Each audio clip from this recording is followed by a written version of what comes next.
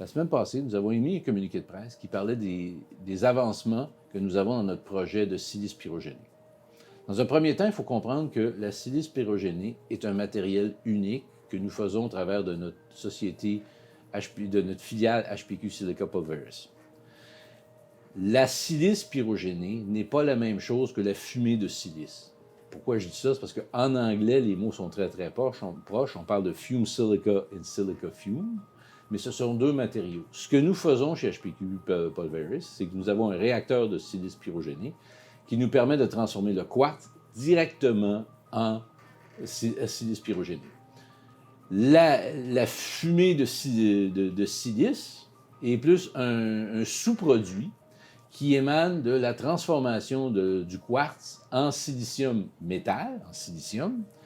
Et c'est un sous-produit qui existe, qui est utilisé, mais qui a des applications complètement différentes. Il ne faut pas mélanger les deux.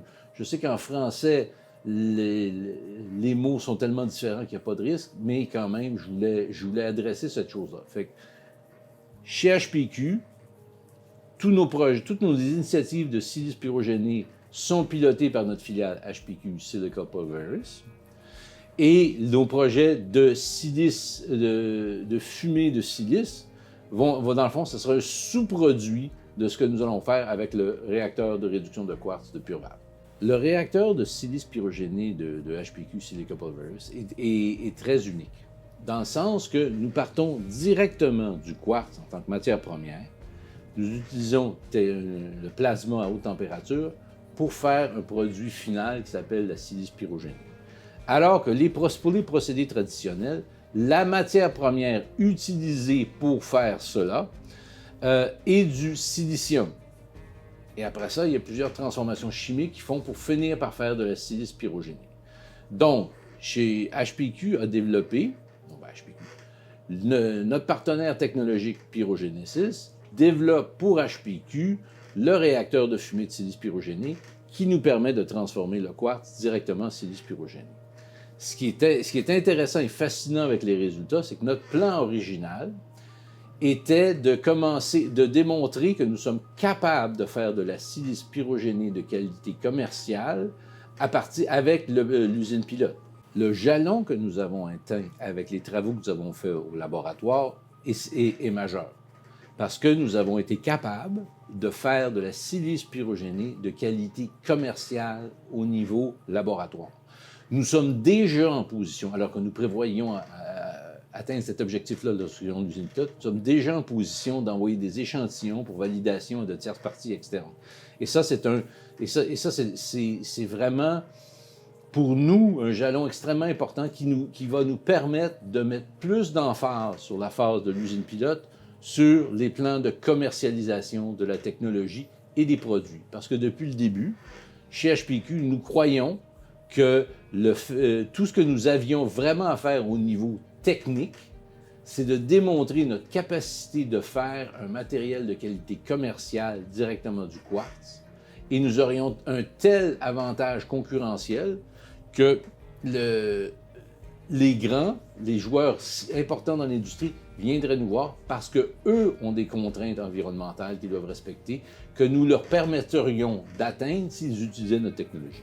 La silice pyrogénée est une poudre blanche extrêmement légère qui est utilisée comme un additif dans plusieurs industries. Plus haute pureté pour ce qui est du pharmaceutique, la peinture, les pétrochimies et toutes ces applications-là. Et même éventuellement pour des applications pour les batteries, mais c'est beaucoup plus un additif qui est très important. Fait que c'est ce que j'ai souvent appelé un matériau sandwich qui rentre dans la chaîne de valeur. Le problème avec la production traditionnelle de la silice pyrogénée, c'est que ça demande des très grandes économies d'échelle qui ne peuvent qu'être faites en ayant des grosses usines pétrochimiques pour faire ce matériel-là. Notre technologie du réacteur de silice pyrogénée tombe dans notre philosophie, qui est de comment prendre un procédé industriel qui a une grosse empreinte environnementale et physique pour le faire, la réduire, comme ça s'est fait pour l'informatique lorsqu'on est passé des computers mainframe à des computers desktop, et permettre ainsi une production beaucoup plus décentralisée, proche des acheteurs. Pourquoi c'est important? Parce que même si la silice pyrogénée est un matériel très léger, est un matériel extrêmement qui prend beaucoup d'espace volumétrique. Donc, souvent, quand la production se fait à distance, quand on fait la livraison et le transport des matières sur des longues distances, on paye et on génère énormément de CO2 pour transporter juste de l'air. Alors que nous, avec des petits systèmes scalable, à plusieurs échelles, nous allons être capables de nous approcher des clients finaux et de leur offrir un matériel. Nous pourrions même signer des associations avec des clients finaux où est-ce que nous faisons un produit spécifique. Nous allons aussi avoir un système qui va être beaucoup plus flexible, qui va nous permettre de développer des nouveaux produits. C'est ça qui est excitant aussi dans notre invention.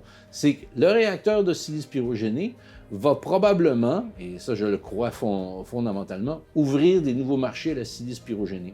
Et il remplit parfaitement les objectifs sociétals présentement, où est-ce qu'on parle qu'on veut reshorer la production, que ce soit en Amérique du Nord ou en Europe.